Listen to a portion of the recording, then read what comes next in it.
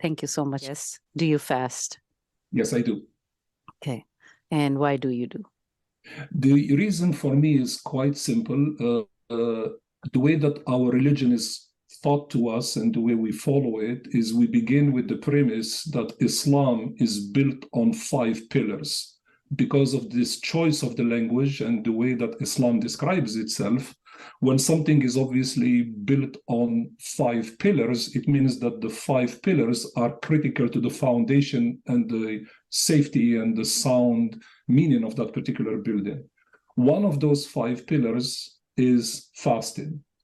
Fasting in this context of the definition of how I just couched it within the teaching of Islam, being a pillar of Islam, is a ritual of worship that is enjoined and obligatory on all Muslims to perform in order for their edifice, this religious experience, to be complete. And that's the primary motivation for me.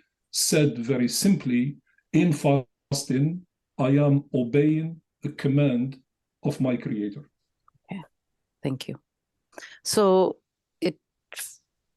from your answer, your reply, it seems that it is important to you to follow the command. Very much so. Is it? Do you find it this command? Is it beneficial for you? The very definition of everything in Islam in terms of the commands, enjoining the commands or following the commands or meeting the requirements of the commands, the very nature of each and every one of them is this exact idea that you raised. They are inherently beneficial to us. Now, the term benefit here goes back to the introduction of the early question that you shared with me. They are understood in terms of their natural dimension, and they are understood in terms of their metaphysical dimension. So there are natural benefits and metaphysical benefits that all come together in order to translate the command into something that is obviously beneficial to one's commitment to it. I hope everybody's following Dr. Lazzouni. So is there the prescription of fasting through where we learn from as a practicing Muslim is the Quran? And in your experience and in your knowledge and study, do you know what is the prescribed age to fast? Because I'm asking these basic questions just to explain to people who would be like, okay, why are you asking basic questions? This is for people who follow the faith, who are a little away from it, and also not practicing in some ways, and also for those who are learning about Islam and fasting, because there is a lot of interest nowadays. So that's why I'm asking these basic questions. Just an explanation, please. Thank you very much. I don't see it as a basic question. I mean, no question is really basic. They are all very, very important for people who are searching for their own vocation and their way home, but that are at different stages of their journey. And obviously, for each one of them, they can benefit from one insight versus the other.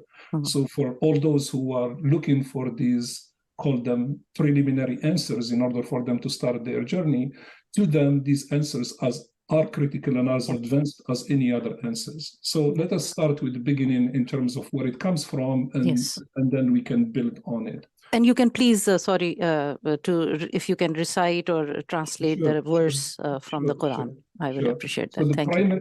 So the primary verse that drives us towards enjoining this particular command is the verse that comes in the Quran, chapter 2, verse 183. So that's, for those who are familiar with the Quranic scripture, it will be Surah Al-Baqarah and verse 183.